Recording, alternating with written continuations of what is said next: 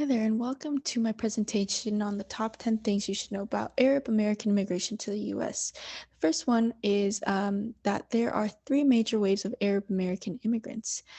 They all come from different time periods, and every single wave is composed of different events from the Middle Eastern politics, power, and involvement with the US. The first wave of immigrants came to the US to find stability, especially in order to have political and religious stability due to the Ottoman Empire that was ruling at the time. Many early Arab immigrants did not identify themselves as Arab. As a matter of fact, many of them interchangeably use the terms Turk and Syrian at the port of entry, and to this day, many Armenian, Turk, and Arab Americans are unaware of what their full ancestral ethnicity is. Um, Prior to the first wave, there were a lot of Arab slaves.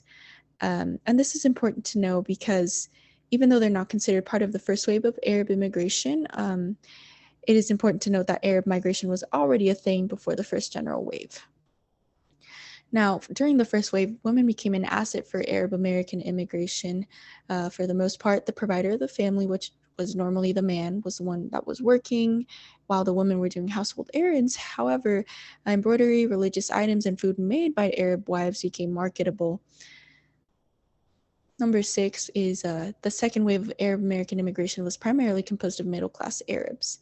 And um, due to this being after World War II, and due to the fact that the Arab government was siding with the US, a lot of Palestinians were given the opportunity to migrate to the US and pursue an education.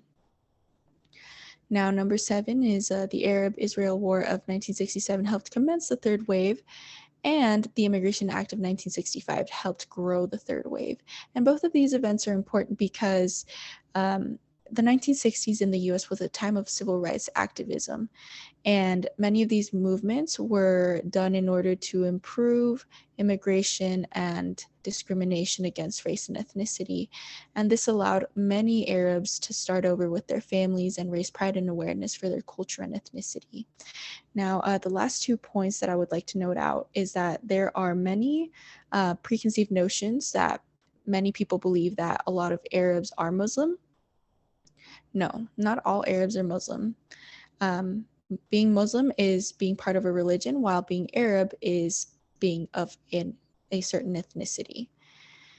And number 10 is that Arabs are unfairly and falsely associated with terrorism, which is something that I have heard in the past, and I would just like to clear it up because I know that a lot of people still believe that this is true. And this is my presentation.